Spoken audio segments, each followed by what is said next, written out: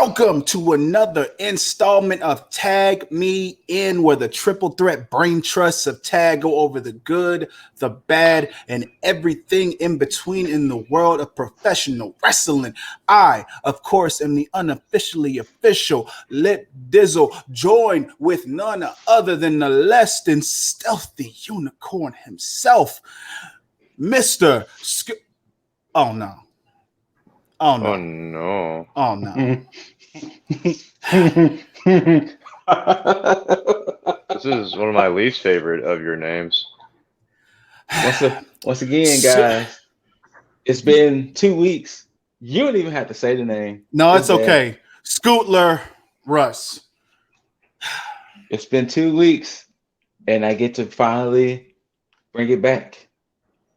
Finally, I get to gloat again about Diamond Mine. Interesting. And of course, Malcolm Bivens.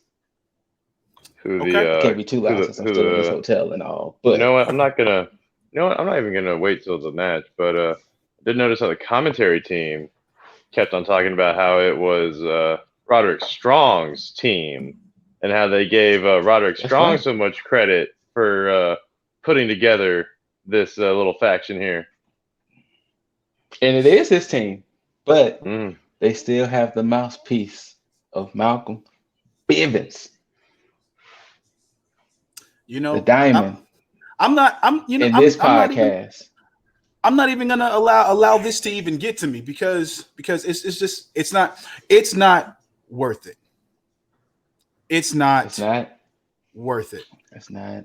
And I mean we're gonna jump into it. We're gonna end up talking about it. But before we even do that, we cannot allow the ladies to be just subjected to just myself and Scoot bickering. We have to let them know the prize piece of the podcast. I like the way I said that. The prize piece of the podcast. The heartthrob of the IWC himself, Mr. Jaeger Bombastic. So fantastic that unfortunately, RIP for NXT for losing not only Tegan Knox, but Shotzi Blackheart. I don't even have a back for that. We just want them back in NXT. Yeah, we just want them back, including Tony Storm. We miss you. We miss you three already. I never understood why the hell you debuted Tegan Knox back on NXT just to have her show up a few days later on SmackDown. Well, hey, you know what? Let's go ahead and roll right into it. I am not your truth. Apparently, it was explained that their contracts were picked up by SmackDown. That's why those two ladies had a very abrupt end. So, unfortunately, Shotzi and Knox are officially gone. Which Shotzi being I don't think they're called going to Shotzi have necessarily a send-off. Yeah, and that sucks. And Shotzi being called Shotzi is cool, but Tegan Knox is being called Knox. That's just the team name. Okay. They're still Shotzi. Yeah, they're still Shotzi Blackheart and Tegan Knox. It's just the team name is Shotzi and Knox. All right, cool. Because every time I hear them say that, it keeps bringing me to Mike Knox, and I just I can't do that. But yeah, it's fine. It'll be okay. Somebody else's contract was picked up too, but we'll discuss that when we talk about the show.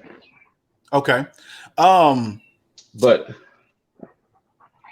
we'll probably get into it later when we talk about it. But the fact that we're gonna get fans back into now that the Thunderdome era is over with, and we'll be getting fans back.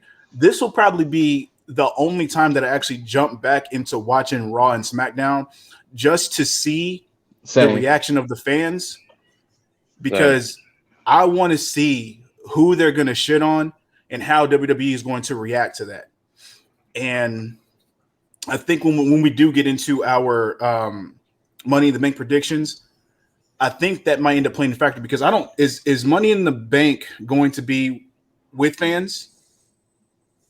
It's gonna be in Dallas. Yeah, Okay. everything starting Friday. Everything starting Friday is gonna be with fans. Okay, cool. So this is going to be interesting.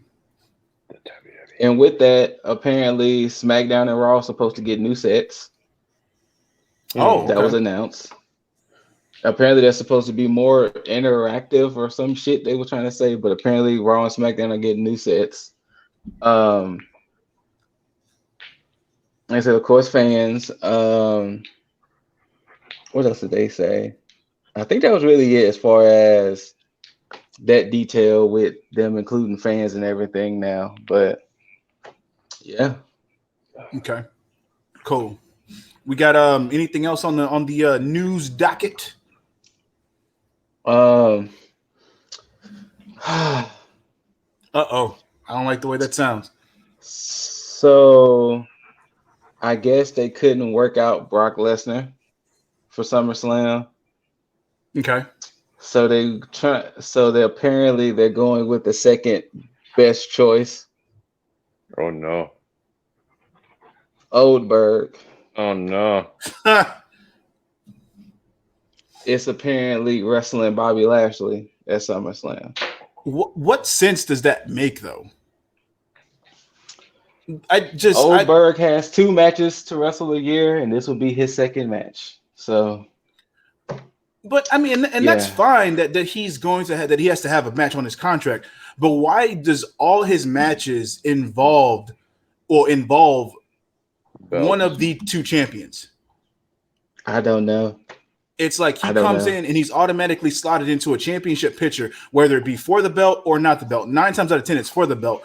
But in this situation, it's like you couldn't feud with anybody else. You couldn't put over anybody else at this point. I mean, nope. Oldberg has to go for a title. Most likely he's going to lose, hopefully. But Oldberg, yeah. And at the same, it's in like what 5 minutes because that's about as long as you can go. And at the same time, and good that he would lose, but I still have a problem with that because not him losing, but just for the fact of you're going to lose to a champion who doesn't need to be put over. Mm-hmm. What about putting somebody who's on the up and coming, like Riddle, for one? That's a feud right there. And well, hold on. He could be showing up as early as Monday, according to the reports. Wow. So he might be there Monday, which of course that kind of gave a spoiler that Kofi is not gonna beat Bobby Lashley. True. But yeah. See that's crazy. Watch he come on Monday Night Raw, feuds with Riddle for a little bit, squashes Riddle, and then goes for the title against Bobby. Who knows? Bullshit. Get Goldberg away. Just get Oldberg. Get Oldberg away. Mm-hmm. Have your last match with the Undertaker to fix that bullshit y'all had in Saudi Arabia, and ride off into the sunset. And I hate saying it like this, but just never come back unless you're doing a cameo spot. But as far as in ring shit, unless you're finna put somebody over, don't just no. I have no problem saying that, but yeah. Anyway, if go ahead. No, I said if that was it, we can roll in. Oh no, Miracle Mike Bennett revealed that the Fiend was originally supposed to have a stable. Oh yeah, this I did hear. Apparently, Mike Bennett was supposed to be Abby the Witch, and was that who it was? Huh? Interesting. Yeah, that's what he said. Yeah, he said he was supposed to be Abby the Witch, and did he say Aleister Black was supposed to be the other person? I remember him saying Eric Rowan, but I can't remember the other person he said. No, I'm sorry, Eric Young. It was him and Eric Young. Okay.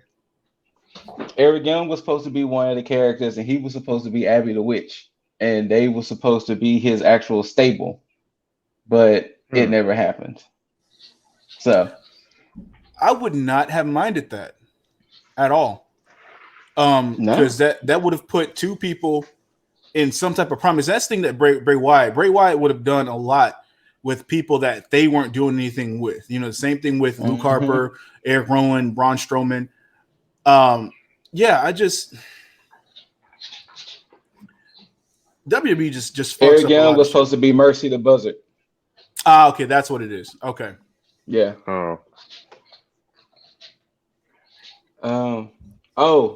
Big congratulations to Sasha Banks and Bianca Belair winning the SB for Moment of the Year. Yeah. Oh, nice. Good shit. Yeah, they won that SB for Moment of the Year. I feel like there is something else that I'm forgetting since I'm using my phone this week. I can't look it up. Damn it. But I'm gonna just say that's it. Okay. Now I know we're gonna get into predictions. Now I don't know unless they're going to I guess make it official on SmackDown tomorrow. But About Tamina? No, not to wait. We'll get to that in a second.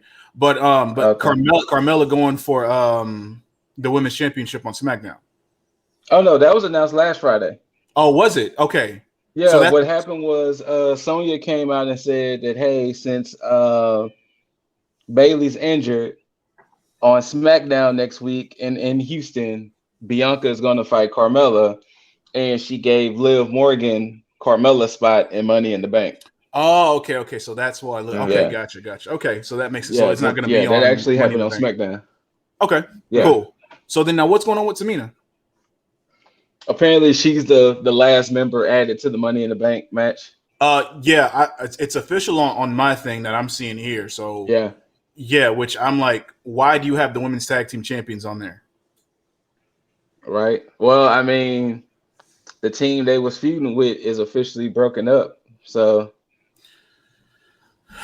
all right. You know what? Let's just jump in NXT because let's go. Let's get into it. Oh, Jesus.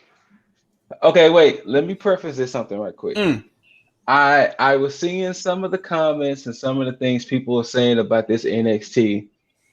This batch of NXT reminds me of NXT like a year or so ago.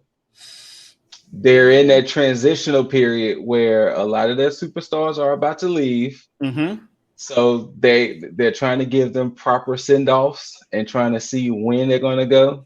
Yeah. But you could tell they're getting ready for the new wave of talent.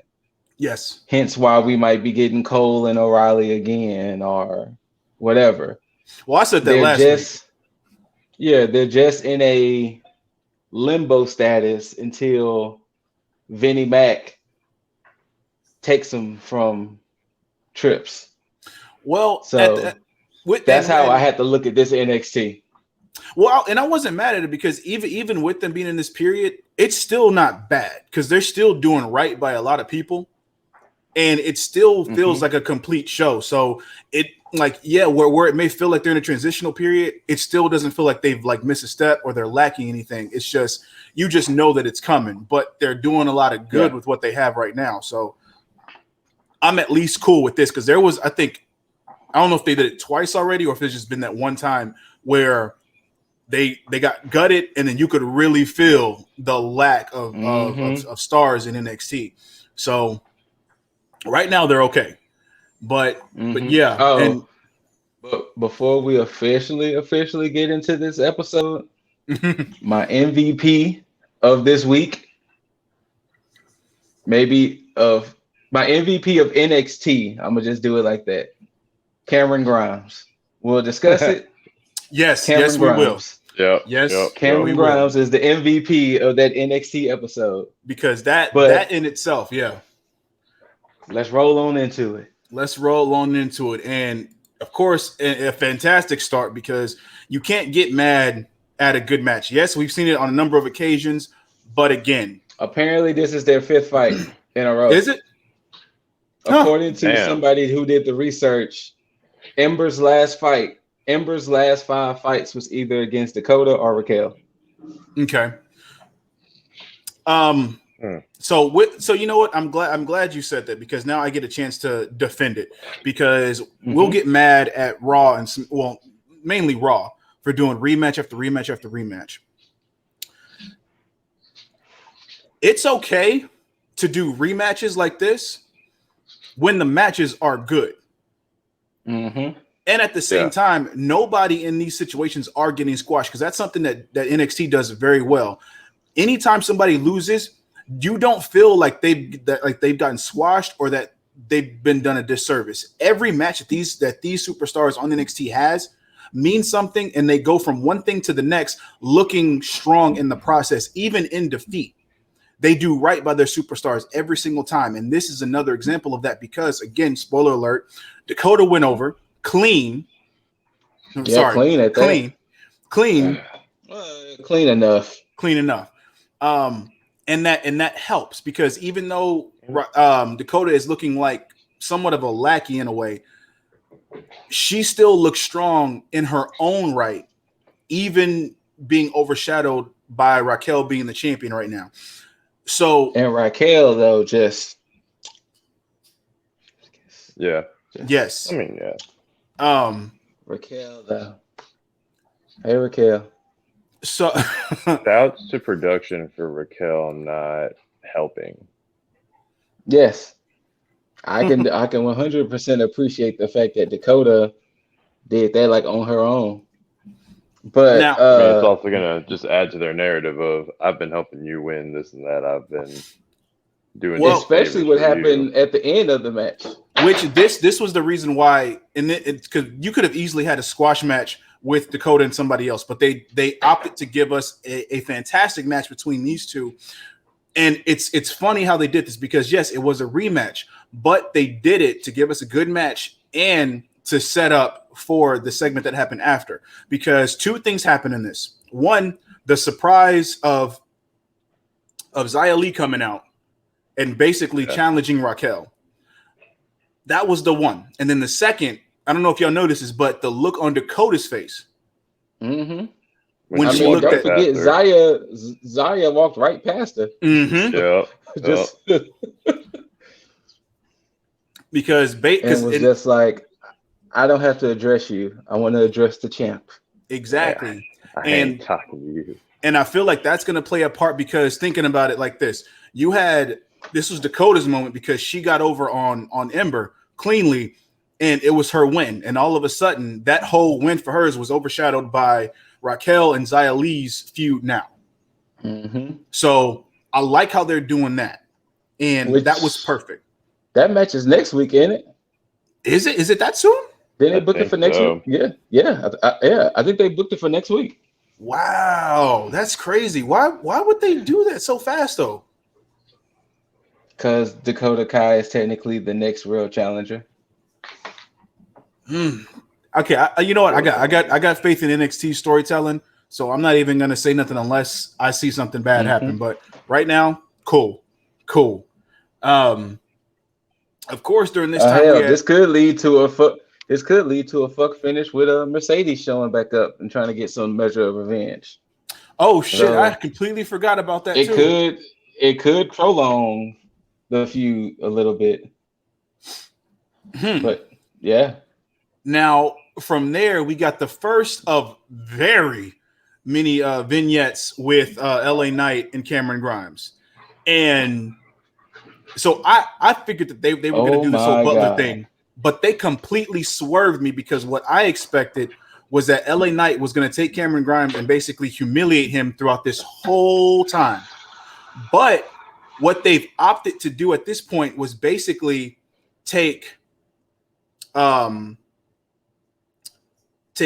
Grimes and actually make LA Knight so sick of him being the Butler that they've that they're going to end up having him just like either relinquish Cameron Grimes of his duty, or Cameron Grimes is going to make it so that way he has to be his butler to make him sick, just so that way he can be like, hey, you know what? You want out of this? Fine. I'll give you a match. Or Cameron Grimes basically saying, okay, you want me to stop being your butler? Then I'll go ahead and then you put the belt up. And then that's when Cameron Grimes is going to win that title. But it's amazing. And you know what? We might as well go ahead and discuss them all. Go ahead. We might as well go ahead and discuss them all as one big package Fair enough. because even the fact that he got the makeover and he was like, "Oh, your boy looking like," he was like, "Oh, your boy looking good," and Cameron was like, "No, you look like." I mean, LA Knight was like, "No, you look like a penguin. You should be embarrassed." And he was like, "Embarrassed? What? Don't you see?" And then, of course, the next segment, he was telling him to cut the grass, and he was like, "Oh man, what? No problem." He's like, "No. You're not using that. You using this." Man, my granny used to chase me all around the yard in this. This ain't no problem. Now, the funny part about that was when he started cutting that grass, it was like, what kind of pattern was Cameron Grimes going in? But yeah, he just completely just veered off to the right. Yeah. He's like, I don't but then he comes back and my man's was sitting there in his skivvies, some Calvin Klein draws with the white gloves on. Gloves on still. And the boots. Chilling. And then LA Knight was like, "Who is this? Who is this kid?" He was like, and once again, the greatness of the storytelling. I'm still a millionaire. Labor. I just paid somebody to do it for me. Child labor at its finest. Exactly. At its finest. Then of course they pull the comical stunt. Grimes accidentally knocks him into the pool. It was still just like Cameron accidentally Grimes, on purpose. MVP. Yes. Like not one time did it look like Cameron Grimes was forced to be in this. He still was Cameron Grimes during all of these segments, and it was amazing. And you know what? Shout out to LA Knight for that vest that he had. I fucks with it. I fucks with that vest. It was solid. It was on point. Yeah. Oh, absolutely. I like how it had the back. It had LA and then it had the Knight's crown on it. And it was, Anyway, not important, but important. The Knight. Yeah. A little bit too big of a fan of crowns, but I digress. I have crowns on me. I mean, I enjoy them. I'm a sweater. It's like a lot of crowns. I'm cool. But that's not important. No. What I will get into though is this next segment because I want to officially. Nah, you know what? I'll wait for the end of that. We had a segment with Bobby Fish and these no names. It was weird. Wait. Like, Okay. Prestigious guy like Bobby Fish. No. Oh, you're right. So what's not gonna happen? Wait. And Roderick Strong. Yeah, you're right. What's not gonna happen? We're not gonna replace Everrise with Diamond Mine. That's what's not gonna happen. You're right. We're not gonna act like. You know what, Scoot? I apologize. That's what we're not gonna do. You're right. We're not going to do that. They do have names. You know what? I'm not going to be rude, and I'm not going to sit here and just call them nobodies because they are somebodies with Roderick Strong. And you know what? Fuck it. Let's get into that next match because it was Bobby Fish versus Tyler Russ with the coal mine and Roderick Strong at ringside. So he put it in the title. So yeah. So you're right. I'm not going to call them nobodies because they are the coal mine and they deserve to be shouted out because they are the coal mine. They are the coal mine. What's that? Let me ask you this question. Okay. Would you feel this way about this stable if Bivens wasn't there? That's you know what? That's a good question. And the answer is absolutely not. I would not feel the same way because Malcolm, that other whatever his last name Bivens, is, I'll say it for you. Bivens. He is on the number one spot in Lip Dizzle's Rogues Gallery right now. Everrise is gone. They have been snapped out of NXT existence. Okay.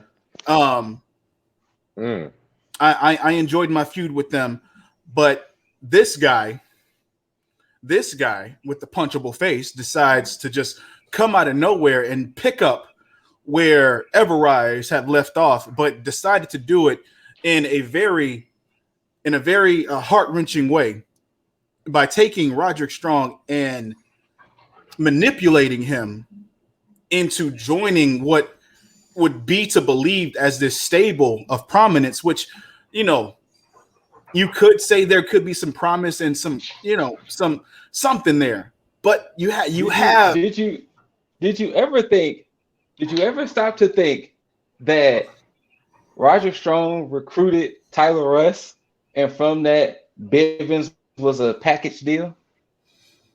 Oh, so saying he was like that unwanted and attachment. Then it was like, okay. I think the conversation was more like, you know what? No. See, that's how he was in full out. He's in full out Russ, and he was like, he saw Bivens back there. He's like, yeah, you can come too, I guess. He's like that little brother that you have to bring with your friends. No, not like that. Not like that. Do. Scoot's right. It's not like that. It's almost like you have a friend that's coming with you, and he has this boil on him, and he can't get rid of it. It's just like there. It's just annoying him. It's just, but he can't. But you can't leave it. It's just there. It has to wait till it goes away, or you have to cure it. It's almost like herpes because you can't get rid of that shit. It's there. It's life. So, this guy Malcolm. I at least his name again. Bivens forever. Rise. Bivens forever. Nah, I know Michael Bivens. You know from New Edition. Bivens. Bell Biv DeVoe. Bell Biv DeVoe. Michael Bivens.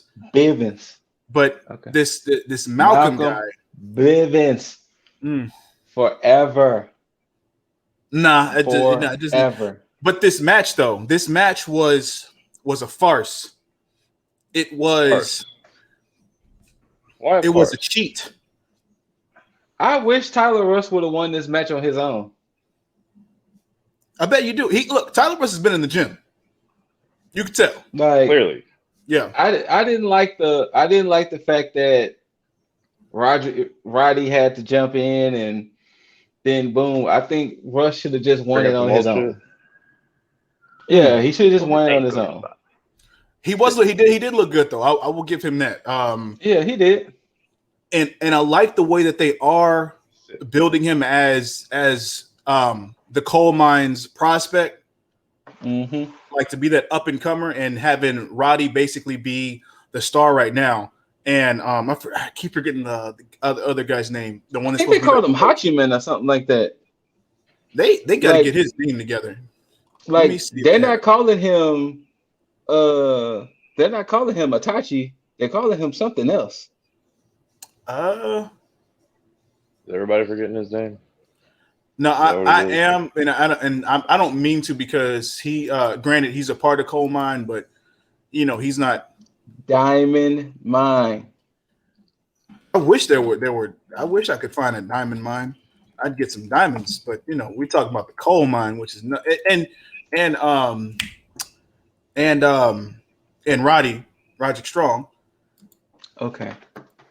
So the disrespect is going to just be mad real. Oh, no. There's no disrespect at all.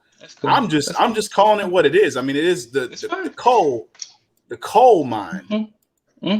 I wonder if they're going to get Michael Cole to join the coal mine, because I know he had the coal miners as his fans. I remember that a while back. So maybe this is where it. Damn, we lost Scoot. Damn. You're missing this this amazing universe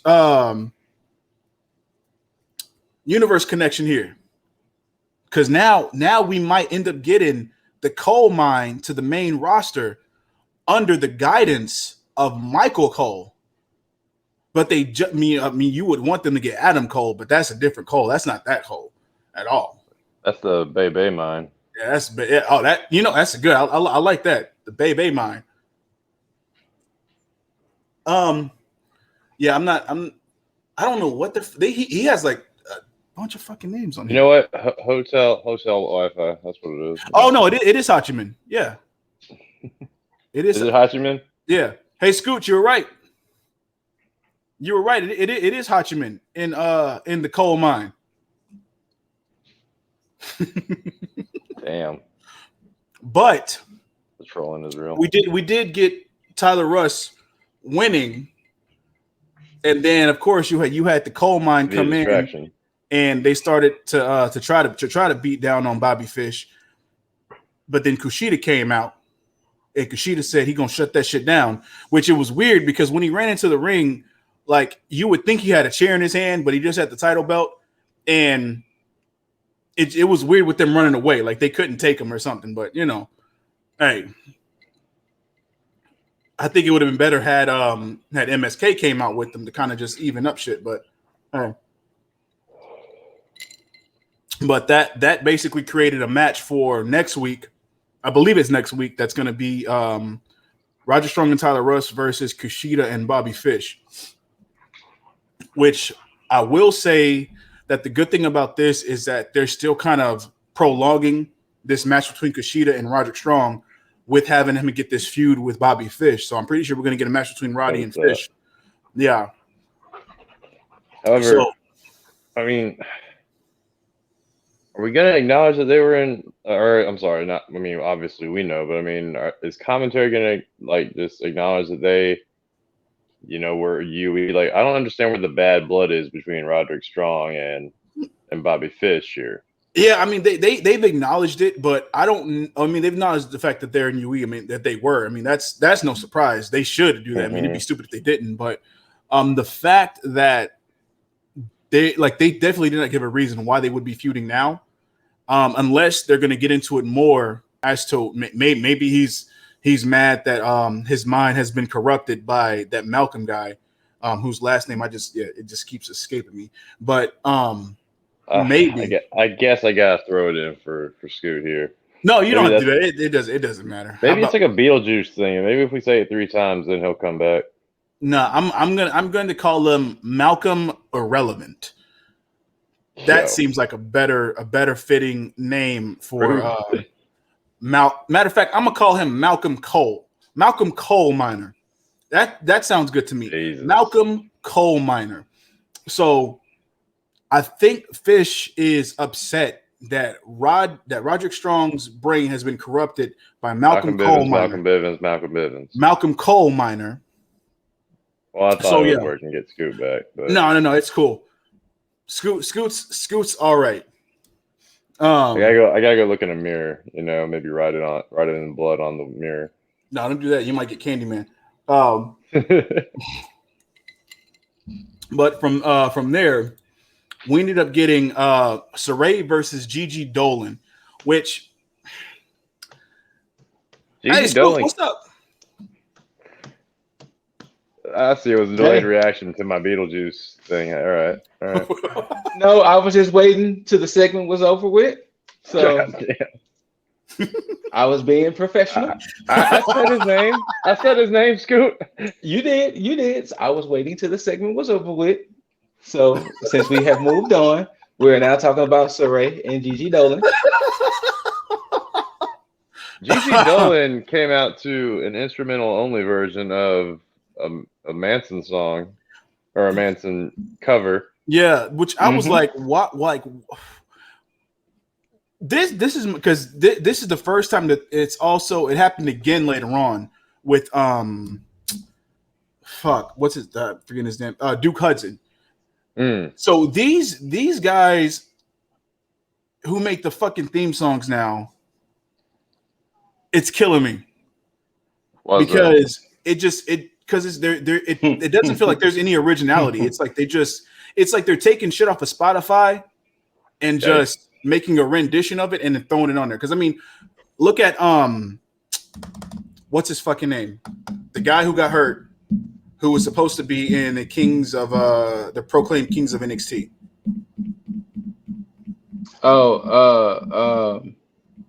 His name is right there. I know, right? If you wouldn't have said that, I would have told it to you. Rich Holland. There we go. Yes. You think of Rich Holland's theme. It's like the same thing. It's again like even Adam Cole's theme right now. Like it's just it feels like it has no heart and no light. It's just like it's all right. It's just there. Mm-hmm. Like Well, I think that's more us because like his theme song was always Undisputed Eras, and that had so much impact behind it. It's going to take a while to get used to his new thing.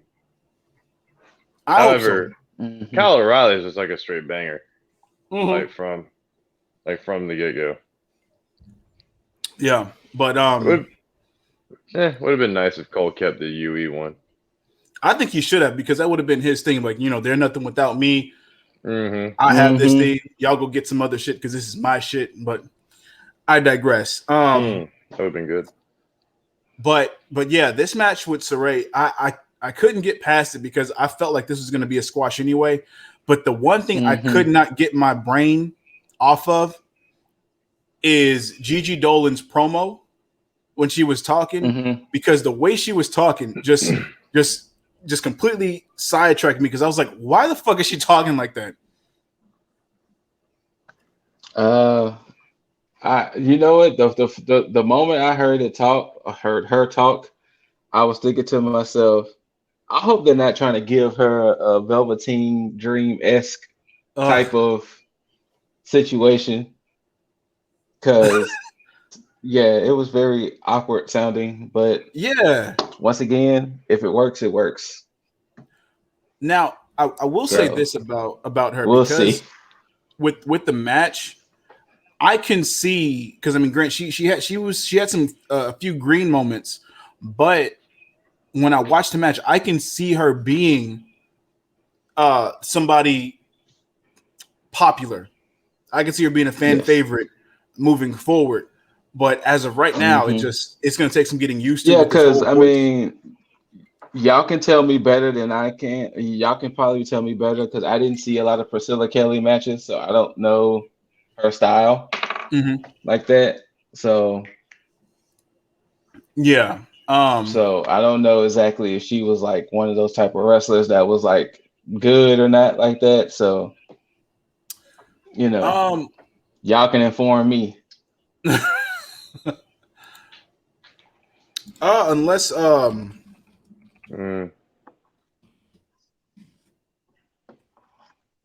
think, when's the last time I seen her wrestle? Because I only know two things about her.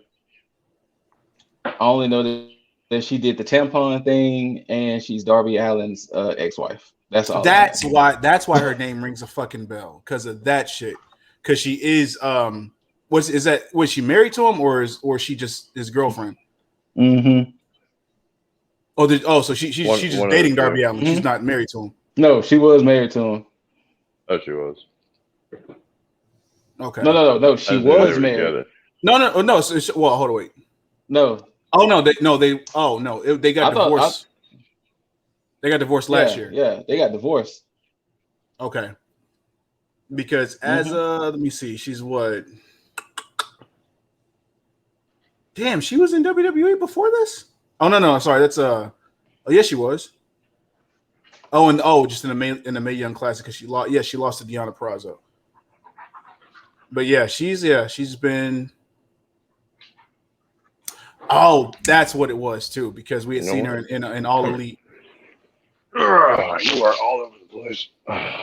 Yeah, because that's what it was. Okay, yeah, it's.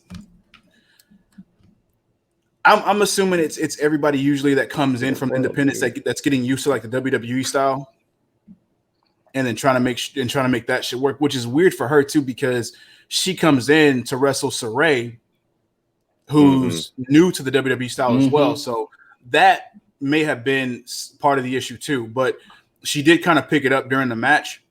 So that was cool. But this is another setup for just the segment that happened after the match, or rather during the match, which now Mandy Rose is in NXT.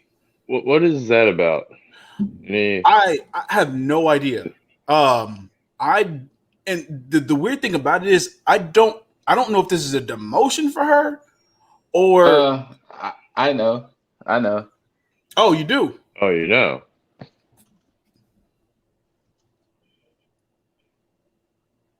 Oh, we eagerly wait. Am I delayed from y'all? I just heard you say you know, and then it went silent. Mm-hmm. That hold on. Suspenseful. I'm gonna leave and come back.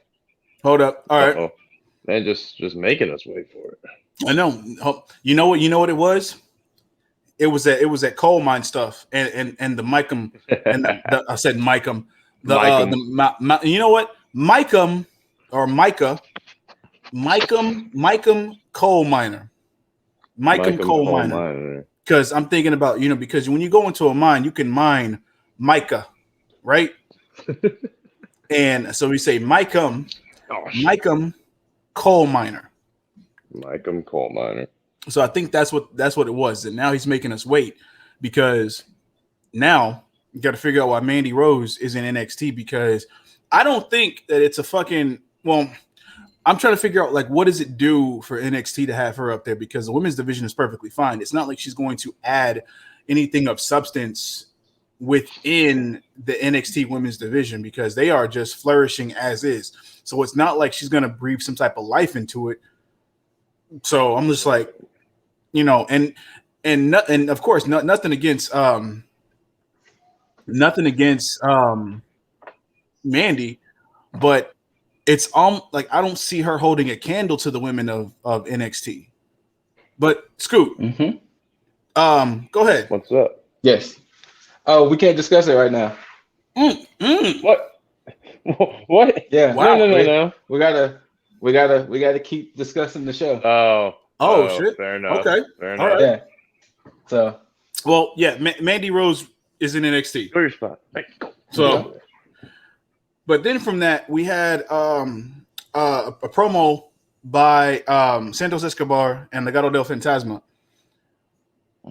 about how freaky he was calling Dexter Lumis, but he also talked about Bronson Reed, saying Bronson Reed is a lucky man because he doesn't have the North American Championship, which means he's not in the path of Santos Escobar. But Isaiah Swerve Scott is an unlucky man because he has the NXT North American Championship, because he has something that Santos Escobar wants. Interesting. And then they trying to get it, Santos. They talked about the cipher. Joaquin Wilde said the cipher was Did you write it down? No, I didn't write it down, but I believe he said it was abusive to his ears or something like that. I'm paraphrasing, of course, but yeah. And he said he couldn't. He said Swerve could not stay on beat. And he said it's not. He said that cipher was not something that he could dance to, not something that he could be that he could get jiggy with, if you will. But they went to that, and we had. Hey! What I say to that? Shut the fuck up, Joaquin Wilde. Oh shit! Wow. You know what? I do even better. Shut the fuck up, DJ Z. Oh shit! You gonna call him Zima Ion too? Nah. No. you're not going that far back. He don't deserve that one. But we had a match between Dexter Lumis and Santos Escobar with Legado del Fantasma at ringside. This match, again, I didn't realize how much I missed Dexter Lumis in the ring. Right, because it's been so long. It has been long.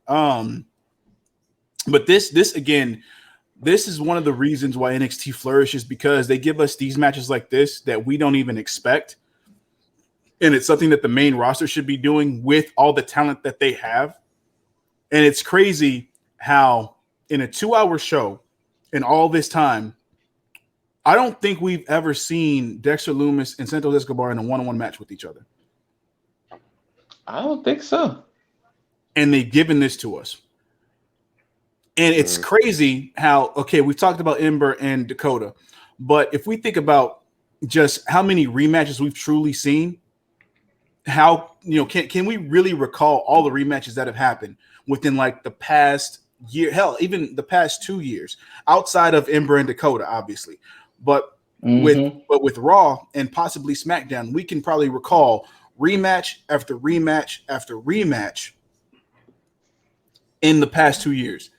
And it's crazy how NXT, with their limited roster that they have, can still find a way to give us fresh matchups damn near every fucking week without hesitation. That's crazy. But anyway, this match was a good match, and it had the theatrics to match, because we even got the spot where Santos had rolled out the ring when Dexter was dragging his legs on the ring, and then he called to Mendoza and Wild to go after Loomis, and when they did, Loomis disappeared under the ring and they ended up dragging Santos or trying to drag Santos under the ring. And then when he finally got free, he was like, that guy's a freak. He's a freak. Which, again, you can't like just revitalizing the character. Yeah, Dexter as a character is fucking amazing, because even inside the match with his mannerisms, the way he gets hit, and then the way like when Mendoza got on ringside and he turned, and instead of being like shocked, he just did his cliche slasher villain turn. He keeps it perfect, and I like that. But regardless, Santos won somewhat clean with a little bit of help from a distraction, but he still won. And good shit on Santos, because that means they're keeping him strong.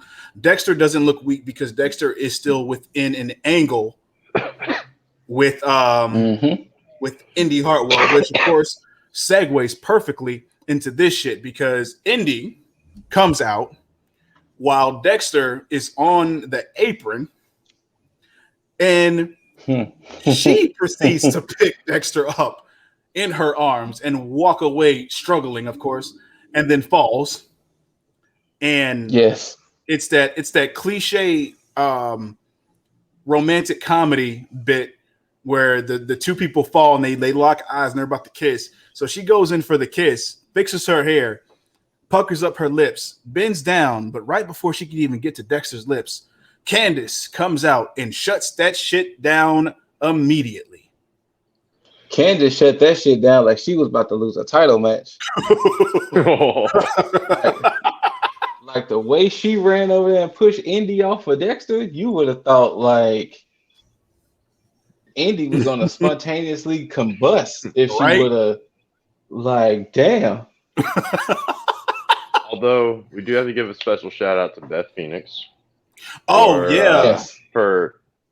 caught her back. She caught the way as they were making their way into the performance center, and pulled Indy aside and was just like, "Hey, what's up with Dex and you?" And she's like, "Oh, there's a lot of, will they, won't they, back and forth." She's like, something from my experience, you just got to go for it sometimes.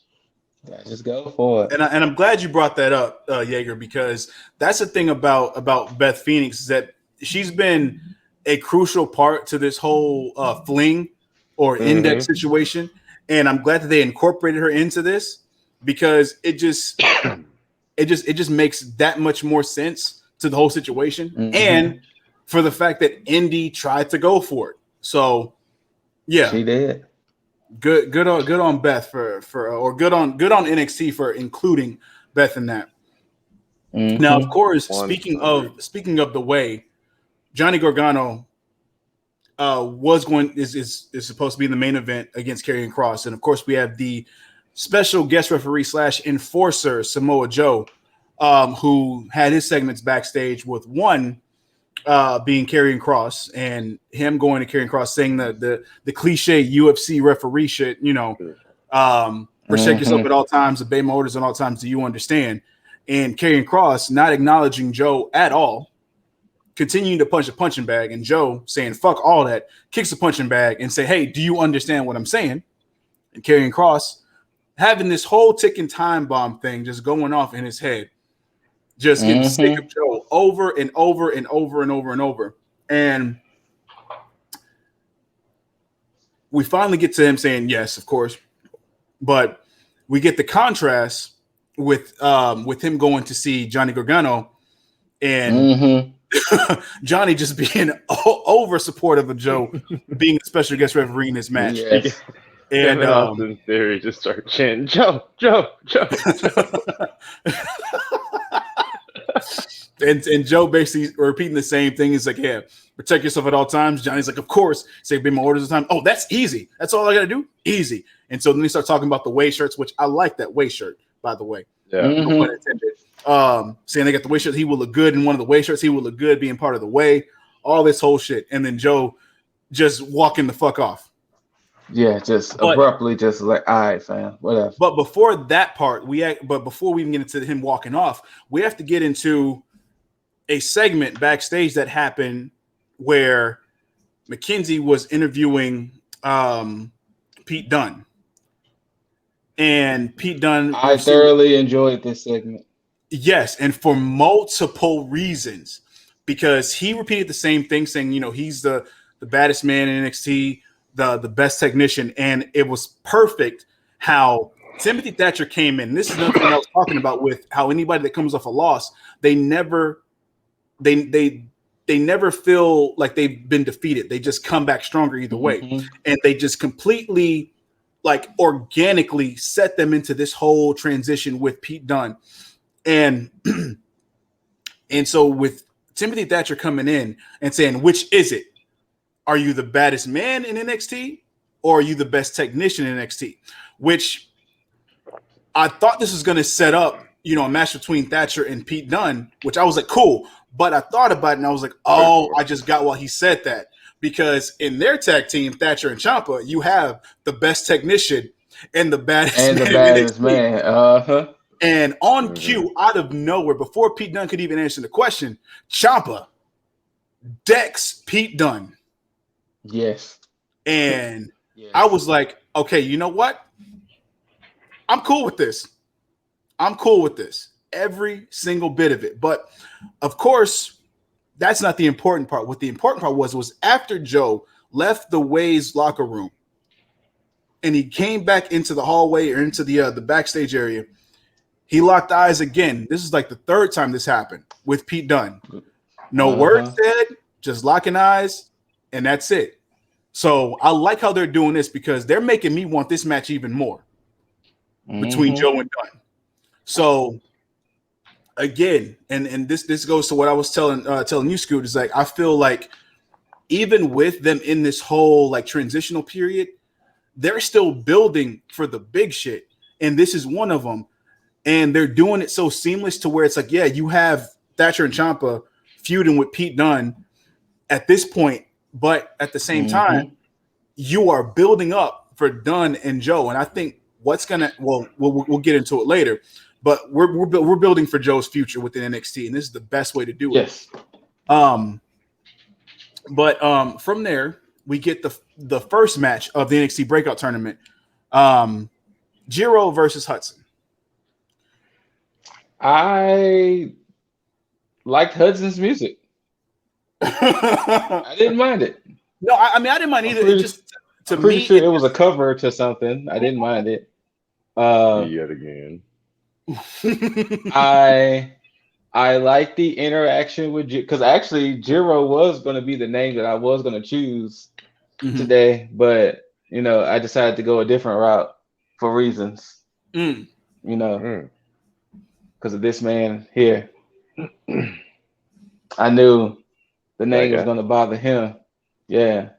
So that's why I decided to go with the name I went with.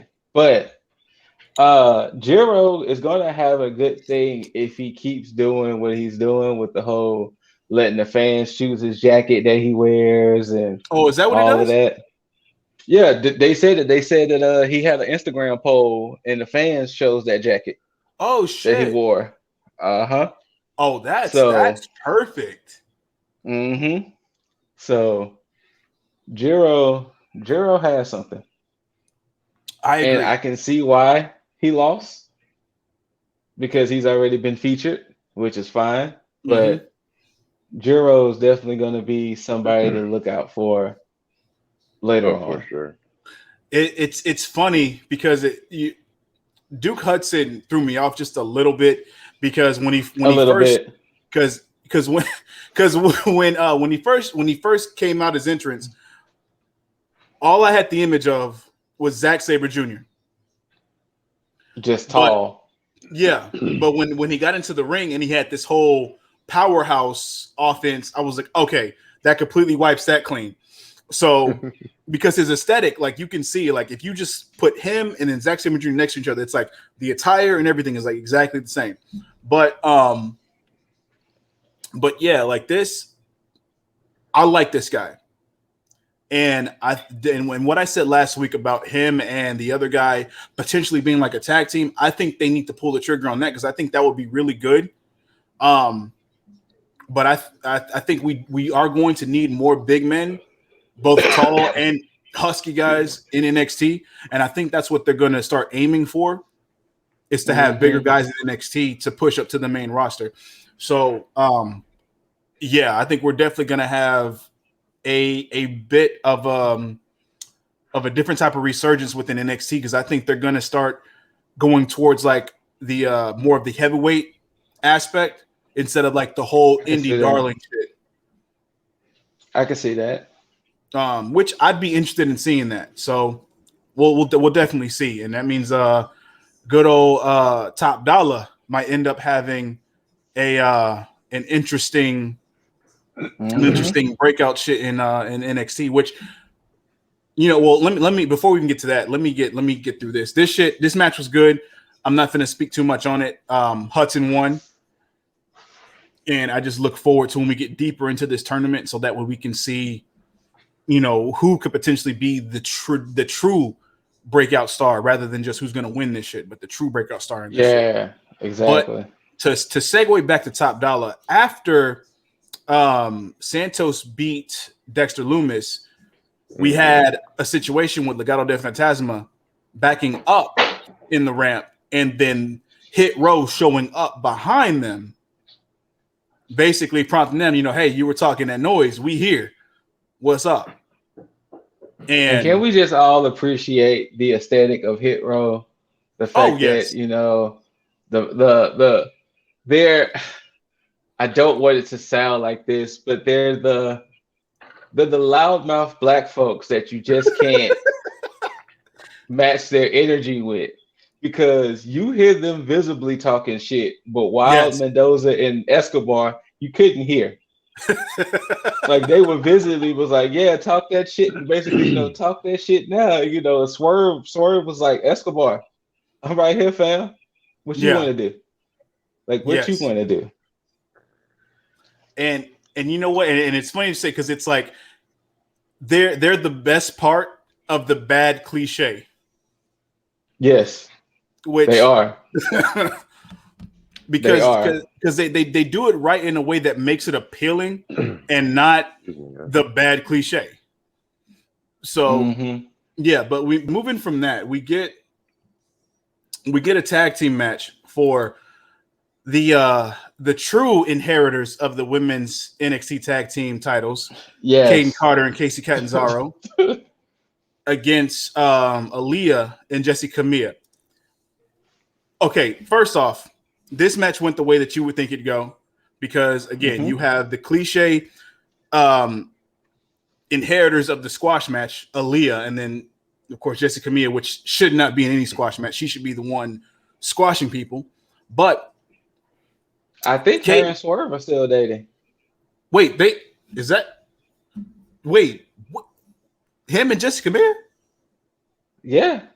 I don't know if they still are, but they were. Nah, really? Just like how Casey and Ricochet was a couple. I don't know if they still are, but I believe that because they it seems like that. Yeah. Camilla and Swerve were a couple. Like I don't know if they still are, but they were a couple. Huh.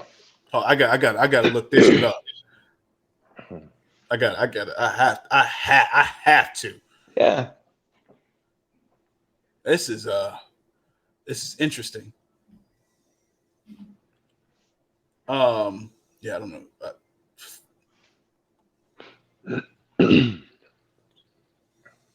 I'm gonna look this off. I'm gonna look this up off air because I'm gonna have to do some extensive research on this shit. Anyway, anyway, Aaliyah and Jessie Camille lose. Obviously, I mean, if you didn't see that coming, shame on you. Because this is what Aaliyah does. No, man, this was their time to shine. It was her time to shine, but not in the match. Her time to shine, which came out of nowhere, because apparently we're getting a face turn because the fans were clearly behind Aaliyah. And I guess it's because she's been putting in all this work in these squash matches that they either felt bad for her or they just genuinely behind her, which I believe that's the case. And it's funny because the way that this shit went, because I didn't understand what she was saying to Robert Stone, and it didn't make sense until later on, because what she was saying is that I've done more for you than you've done for me. But then she trailed off and said something else, like, but then you would do exploitative, to whatever she was emotioning to. And I didn't understand. I was like, that's just weird how this turn just came about, because I don't remember anything previously happening that would make her act this way. And when that should happen, and she kicked up Robert Stone, she did part of that for me because of what he did to me when I went to Compalooza and I met him then. But I just felt a personal thing for that. So I was like, cool, thanks, Aaliyah, I appreciate that. But she ended up leaving. She blew a kiss to Jessie Camille and walked off. And then you get Frankie Monet coming out, and she walks up to Robert Stone, but then she turns around, or she walks up to Robert Stone when he was in the ring, but she motions to Jessie Camille to, come on. But then Robert Stone is like, hey, go with her. And I was like, that's weird, but he was still following him. I was like, that makes no sense, but okay. But then you get the backstage thing, and then you see Frankie Monet, Jessie Camille, and Robert Stone. And Mandy Rose walks up, and she says, I guess the Robert Stone brand is under new management, which to me then made the stuff that Aaliyah said make more sense, because I guess shit was going on backstage to where it was like they were trying to do some shit to where it's like, okay, well, they're going to pull in Frankie Monet, even though Aaliyah was the first person in the Robert Stone brand. So, so now that makes sense. But I'm like, why didn't they start talking about this before? Because I felt they could have done this shit better. So can I potentially bust your bubble? Absolutely. Please. As long as it's not with the coal mine. Put two and two together.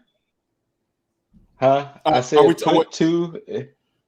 So are we talking about the stuff with like Mandy Rose being included, or are we just talking about Mandy Rose's side and talking about Frankie Monet with okay, let me say it this way.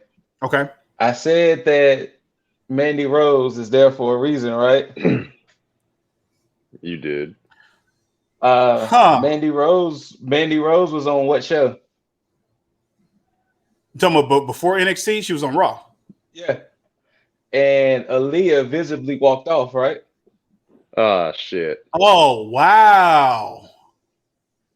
There you go. Interesting. They did a trade? So they traded?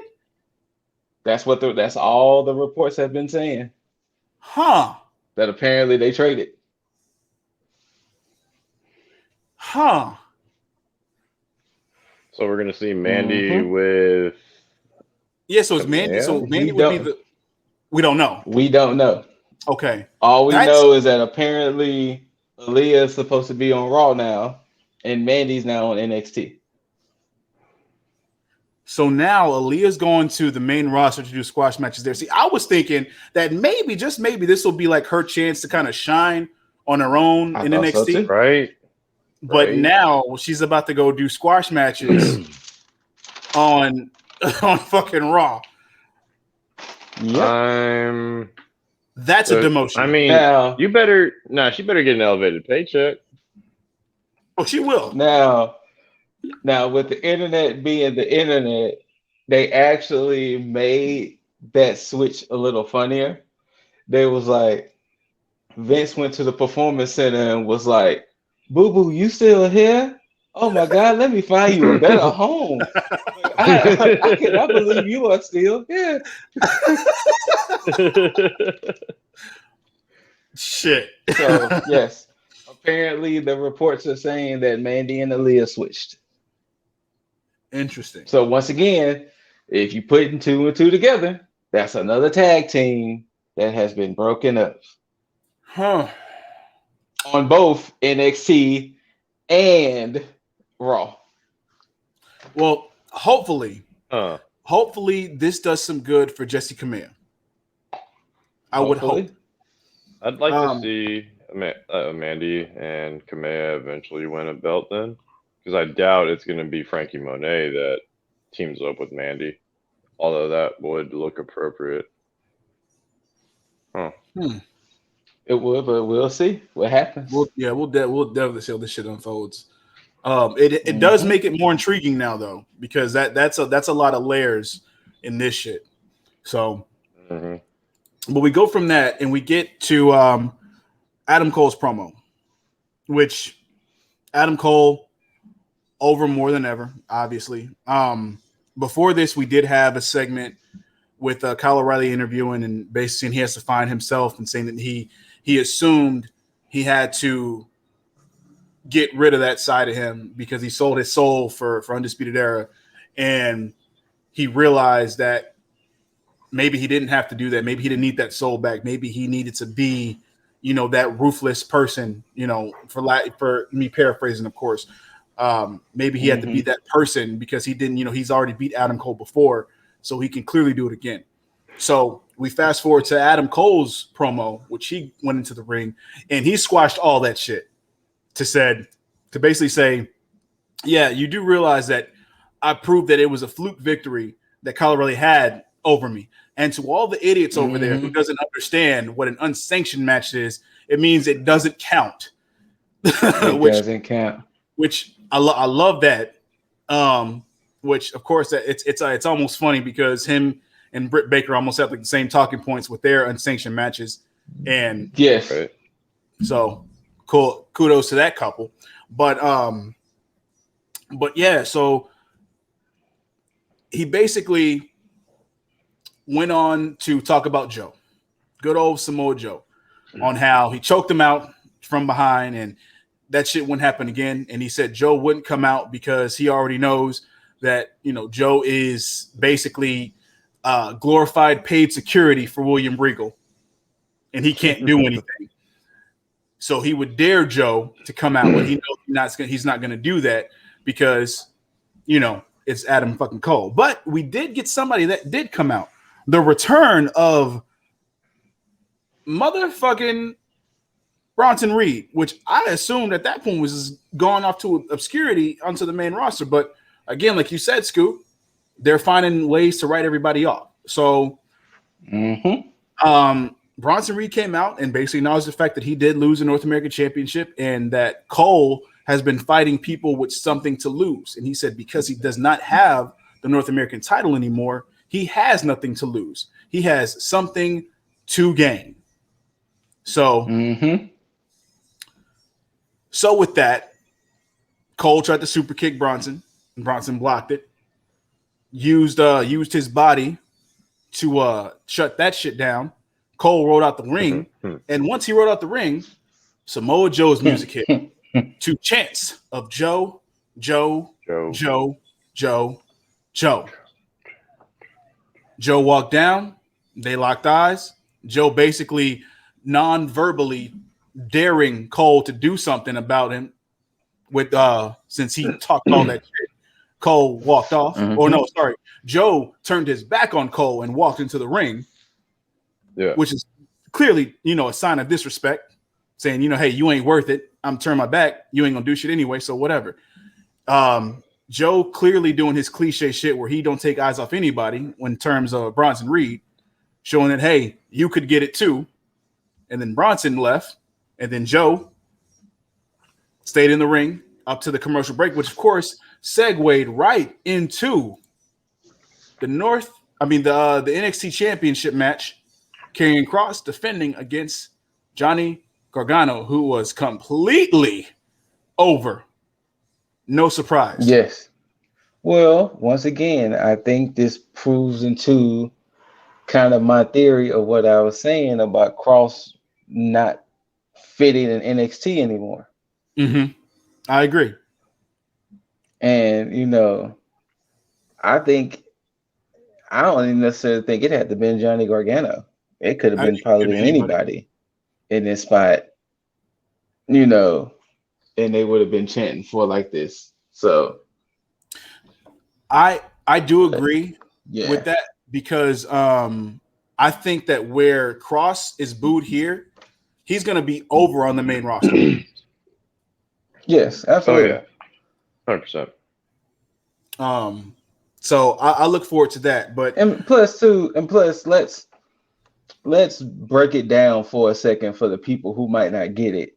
Okay. The boos for Kross is not necessarily boo because Kross sucks. True. The boos for Kross is that in the sense of I'm booing Tom Brady, or I'm booing Kobe Bryant, I'm booing LeBron, I'm booing John Jones, I'm booing these people because they win so much and they're so dominant. I just want to see them lose. Mm-hmm. Yeah, that's what the boos necessarily was. It's not so much the fact that the fans have turned against Kross. It's just more of Kross is beating up all of our favorites. Yeah, and that's mainly because you have Kross, who's basically you think about somebody. Okay, think about John Moxley going to like an independent right now. It's a big fish in a small pond. So Kross came in with main roster packaging. Yeah. On a developmental show. So you're basically giving him everything he would get on the main roster, almost like him playing at an unfair advantage, even though half the people over there could potentially be better than him in a number of ways. So for him, it's like, you know what? Why don't you get out the kiddie pool and just go to Adult Swim and swim at that time instead of coming out here and taking up most of the pool right now?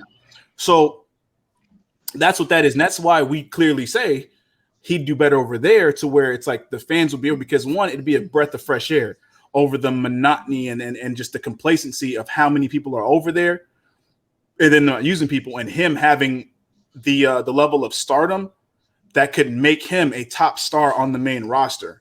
So yeah. And I just pray that they keep him and Scarlett together rather than them making Scarlett separate them. Yeah. So yeah. This match was. I'm gonna go ahead and just put it out too with this match. It was really a glorified squash match. It really was. Yeah, I was gonna say that too. But let's just keep it real. Yeah. Let's ask a question real quick about Kross. Main roster. You said Oldberg, this will be his second match that's left on his contract, right? Damn. Because it would have been very nice to see Kross debut and destroy Oldberg. I mean, wait a minute now. I mean, you got 2022. Yeah, we could get that. We could potentially get that. But who's to say? Wait now. Who's to say Goldberg is only slated for 2 matches? It didn't say Goldberg can't take a beat down, so it could still happen. That is true. It could still happen. Goldberg could be in there popping shit, and then next thing you know, the lights get dark, smoke, fall and pray. So it could still happen. I'm hoping. I'd like to see it. I'm hoping for that to happen. To be perfectly honest, but because the thing is, I mean, so if we're looking at it, if we're looking at the timeline here, most likely Oldberg is fighting at SummerSlam, and I forgot what day SummerSlam is. Most likely, Kross and his next opponent is going to be at the next takeover. Most likely, that could happen, Jaeger. Because maybe the next night on Raw. Because what I forgot to mention, and if y'all haven't put 2 and 2 together, main event when I told you Kross and Bronson Reed had matches on main event. Mm-hmm. Yeah. Main event is an extension of Raw. Is it now? Yeah, main event is an Wait. extension of Raw. So those poor people have to sit through 4 hours. Main event is 30 minutes, I think. 3.5 hours. Yeah. 3.5, especially now since the fans about to be back. So yeah, Yeah. 3.5 hours. But so most likely I think that was their way of possibly saying Bronson and Kross might be going to Raw. So it could happen the Monday after SummerSlam. Goldberg might be in there talking about how the match didn't go the way it was supposed to, and then next thing you know, boom, cross jacket. You know. Well, So we don't have to see. We don't know. But I'm glad y'all called this a squash match because, again, it was. this was, I think, the third match of the night that was basically meant just for the segment after. Because so much have we heard, unless provoked. Yeah. It's been recited by Joe, Regal, and of course Kross. Unless provoked. Mm-hmm. And Kross just said fuck it, because that ticking time bomb that he had in the back of his head, he just said fuck it. It went off because Joe counted 3, raised his hand, decided to get in his face a little bit. They talked some shit. Kross dropped his hand. Kross visibly said, hey, take off the shirt, take off the ref shirt. Mm-hmm. Yeah. Joe didn't. Joe turned around to walk off, and Kross had that fuck it in the system and decided to grab Joe and put him in the straitjacket. See, the beauty of Kross's outfit, I see no pockets. So he had not a fuck to give. Not at all. And not a fuck to give. I'm glad that they ended NXT on that note, because now they gave a reason for the anticipation for next week, because now Joe has been visibly, clearly provoked. So now we ain't got to wait that long, because I think we clearly are going to get that feud and that title being put up for grabs for Samoa Joe to take. Oh, yeah. To take. And that, my friends, is how NXT went off the air. But there is a pay-per-view this weekend. Yes, there is. For the main roster. Money in the Bank, which I love Money in the Bank. But I hate the main roster. I hate the main roster. But we still have to get into it. We still have to give our predictions, and we have to figure out popping. Fuck, let's get this. It's gonna happen. Popping. Oh, okay. I guess I know he's not about to come in with this goddamn crown. He's better not show up. On this camera. No. He left. No. He better not come back with this fucking. If he comes back with this fucking crown, I'm leaving the rest of this episode. We're leaving. We gone. I'm out. I know he can hear us. You can hear us, Lip Dizzle. If you show up with that goddamn crown, we'll leave. He got music with the shitty quality. For those of y'all that can't tell, I'm rocking this Bluetooth here, and that was like the shittiest quality in my ear. It's okay. I have to give the shitty quality so you can give pristine predictions. What's that? Here he is with the P's. Oh, sorry. The crown was talking to me again. But the crown just isn't all that viable when WWE's writing is just so predictable. Is it though? Is it? See, Oh, I get it. So you're saying that this should be a given for anybody to win. So technically, me even having this shouldn't even matter for Money in the Bank. So then I guess what we're saying is that what I'm saying is you pulling out the crown wasn't even like a necessary thing. It's like kind of like a weird flex, you know? I get it. So like, okay, that's cool. So then what we'll do, since I guess this doesn't matter, I guess my title as the purveyor or the you're not gonna bait the competitive side of me. The prince of predictions should not even be on the line. Like this is like almost like what we call an exhibition. An exhibition. I'm cool with that, you know. So I guess win or lose, which of course I'll still win. It won't even matter. You know what? I'll count that. It won't even be a blemish on my record. Cool. Fair. But you know, it's cool. But what we can do is we can get into the predictions for what could be the first match. I don't know what order these are in, but the Raw Tag Team Championship match, AJ Styles and Omos defending their titles against the Viking Raiders, Eric and Ivar. Jaeger, Scoot. They went 1-1 on Raw, so I don't know. I don't know. Ivar beat AJ, but almost beat Eric. So I don't know. But if I had to make a guess, I think AJ and Almost might retain. Interesting. Jaeger? You know I don't watch Raw. So I'm gonna take a shot in the dark here. I guess I gotta go with Scoot here. Just go for people I know and like despite their Raw performances. Be AJ Styles and Omos.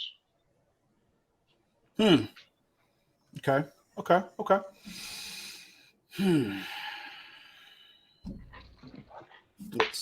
What's that?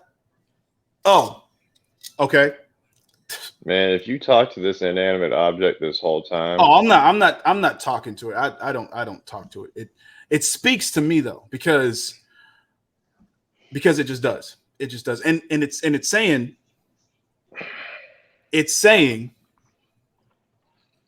that the Viking Raiders are going to take this. Okay. Wait, hold up. All right. Wait. Next match. Yep, it is. That's yep. They're saying Viking Raiders going to take this. Yep. That's it. So basically, new tag champs. Okay. New tag champs. That's right. The crown is spoken. Okay. Now, the Raw Women's Championship match. Rhea Ripley defending her Raw Women's Championship against Charlotte Flair. Can we stop with this replay? Nope. They can't apparently. Stop. We can't stop for a reason, and that's Oh no. I came on here before and I said that regardless of what happens, I'm never choosing Charlotte. The crown is saying Charlotte. I'm saying Rhea. I'm not listening to the crown list because I have my morals, and my morals are to always go against Charlotte, even if against my better judgment. Because here's the thing. Fans are in attendance now, and WWE is going to want Charlotte to win in front of fans. So I am not choosing Charlotte. I am choosing Rhea, even though the crown says otherwise. Rhea Ripley. I'm going with Rhea. I'm going with Rhea. I know the crown is spoken, but I've spoken this time. I've spoken.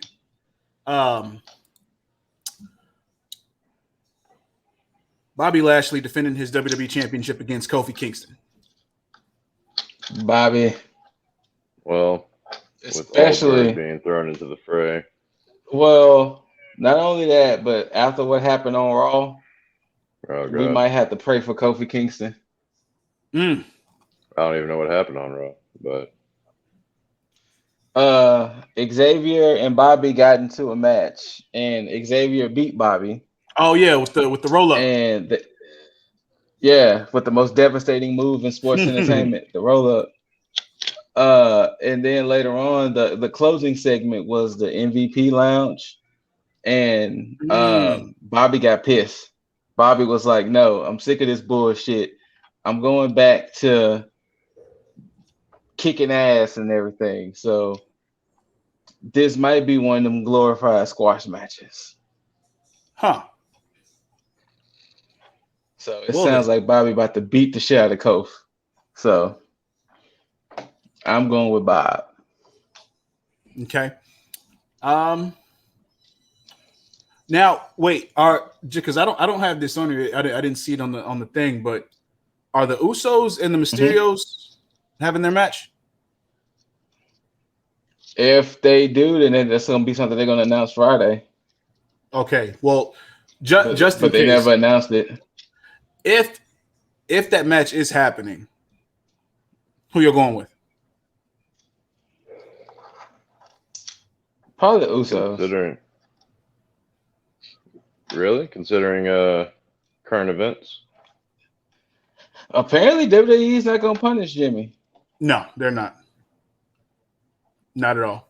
He is Yeah. yeah. Yeah.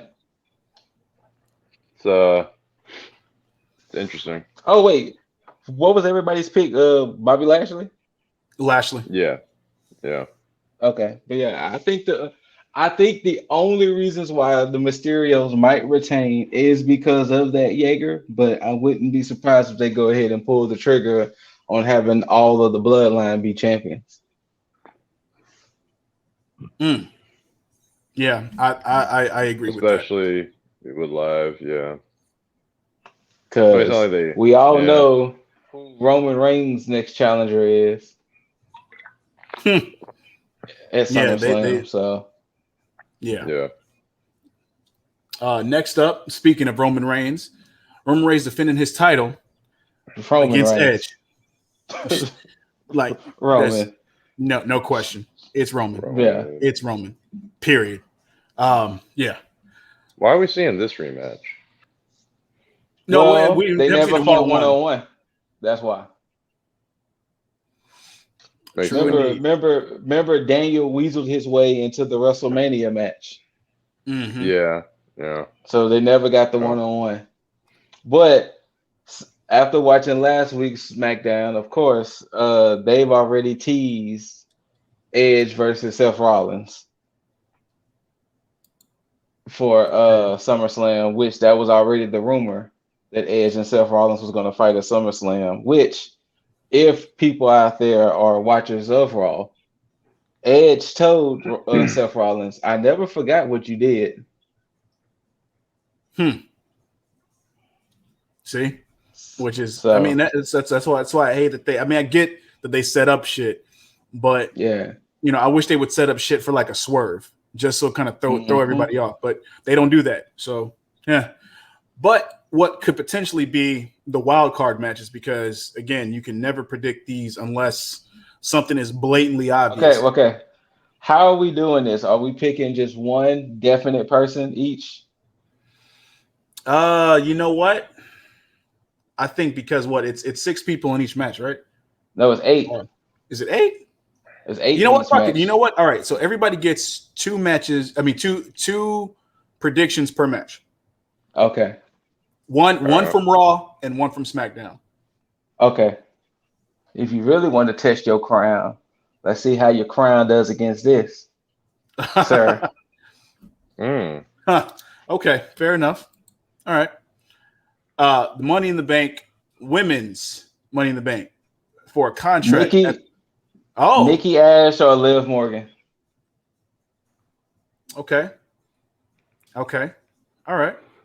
Interesting. I don't know who the other. Oh well, there it is. Let's see here. Huh. That's a Wait, lot of no, people. I'm sorry. I'm taking Nikki Ash back. Alexa Bliss or Liv Morgan.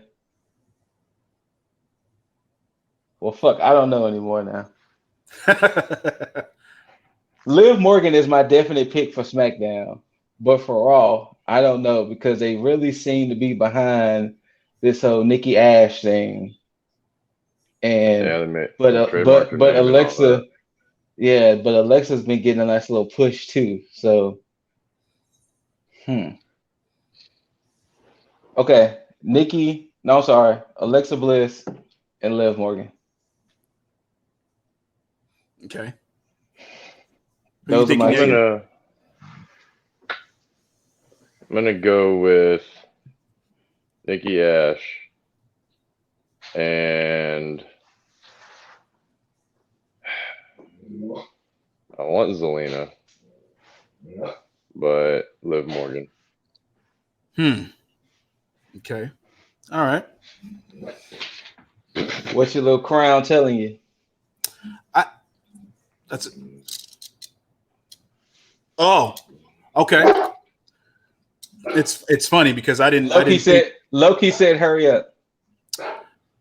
Judging by Loki telling how you to hurry. the Crown has predicted the Rhea and Charlotte thing from Raw, it's going to be Alexa Bliss, but because it's going to be Alexa Bliss overall. But if it happens to be a SmackDown superstar, it's going to be Zelina Vega for shenanigans. Okay.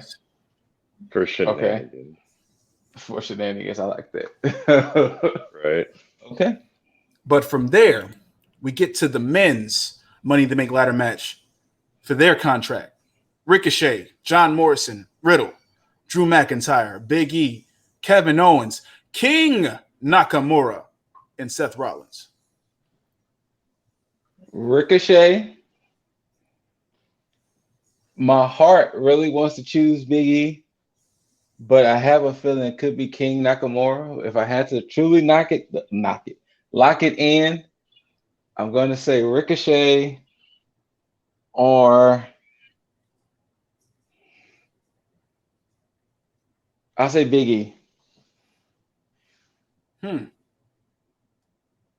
Okay. Who's been getting the most attention right now? Between both of them, if we're talking about on SmackDown side, yeah, I mean, I'm between the sides. I'm not really. Like, if you're actually really looking at it, Morrison and Ricochet have been tearing it up with their little series of matches. Mm-hmm. Riddle has just been Riddle, and of course, Drew McIntyre is going to be Drew McIntyre. He's been beefing with Jinder Mahal, so that's why I know Drew's not winning. Right. And on SmackDown side, it's kind of been the same with those four on SmackDown side. Well, as a guy who doesn't watch the product, I'm gonna lean with John Morrison or King Knack. Those are actually pretty solid picks. I'm not gonna lie.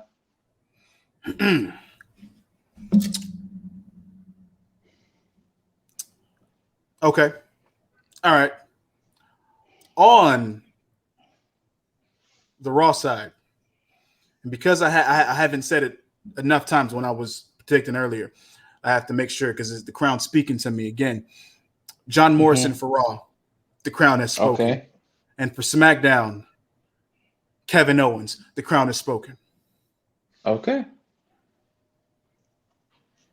All right. Yeah, that's wait, hold up. Hold on. We may have some changes here.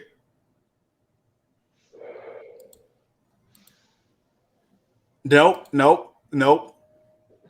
John Morrison, definitely. Okay. Yep. And that's right. Kevin Owens, that's right. The Crown has spoken. The Crown has spoken. That's what you were doing. No, it was talking to me, but it said, "Let it be known that the Crown hath," with TH, hath spoken. Well, Yep. the That's crown's it. got a lisp because your sign does not say half. Well, it's okay because it told me to say that with the TH. Hmm. But yeah, it has spoken. So yeah, I look forward to being correct again.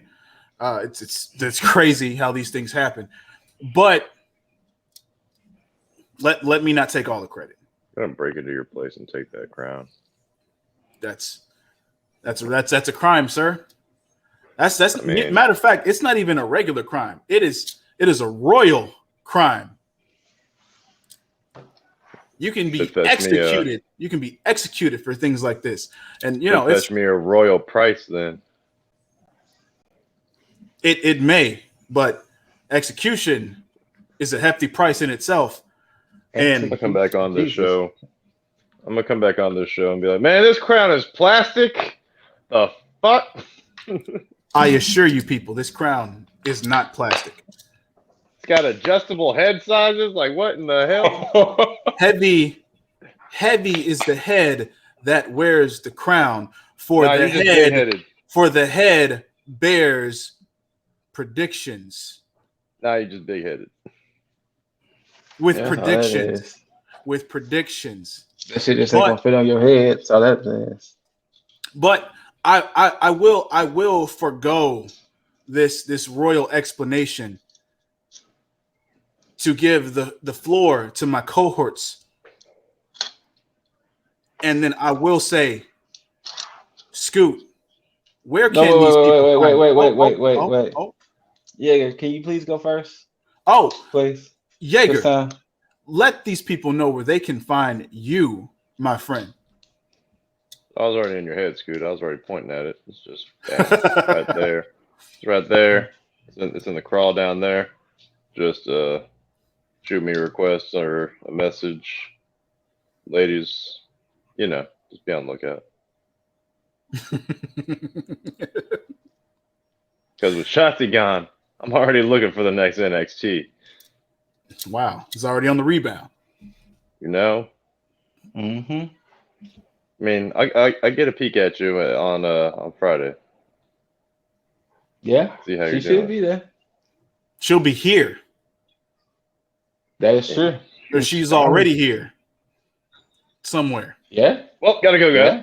Yeah. Yeah, if you put it in perspective, yeah. Interesting. You might run into her at Comic Palooza. Downtown. Yeah, somewhere Could downtown. Could very well. Who knows? But gonna be like you creepy marks out there. Start calling some hotels. Nah. We don't condone that. Not at all. No, we don't. That's a no-no. That is a crime I will not commit. Unless she says it's a go-go. And we Hey. ain't talking about Anthony. At all. But Scoot. No. Oh, okay. Mr. Deasley, where can they find you? Where can these good people get that shot of positivity? Oh, aka Mr. Road to 600. Oh, you know where what? Can they find you? That's funny because while I am, the Prince of Predictions, I'm the Prince of Positivity, and while Jaeger is on the rebound, I am on the royal bound. So you can find King Lip Deasley on Lifestyle One Up at all your podcast listening platforms and pleasures, of course.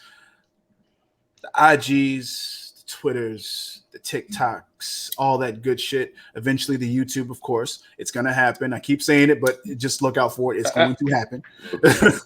And of course, if you want to shoot the shit, you want to come at the King's Crown. I know I'm the prince, but I have to keep it simple with the king shit. But Lip Dizzle, IGs, the Twitters, Twitch, TikTok, YouTube, all that good shit. So, yes, that's where you can find me.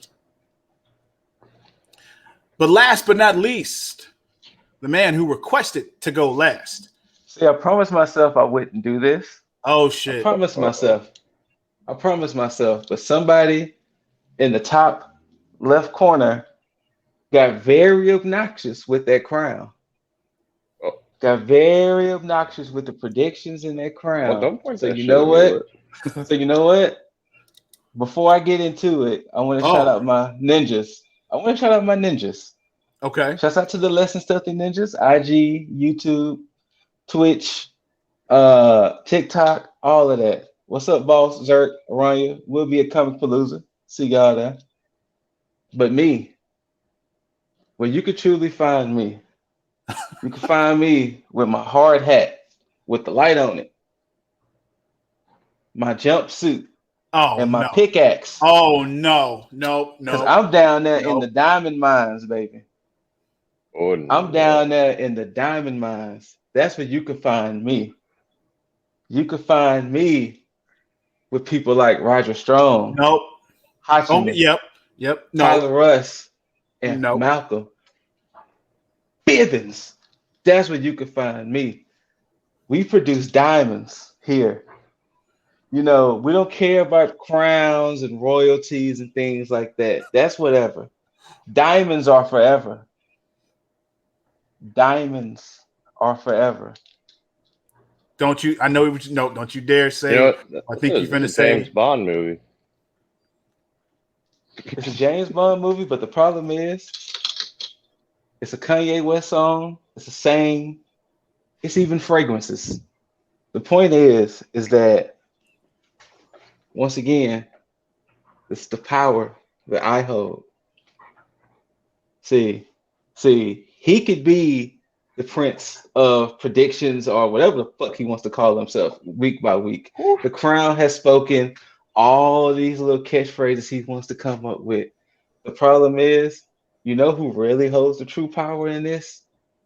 Me. Because I can single-handedly turn his mood around.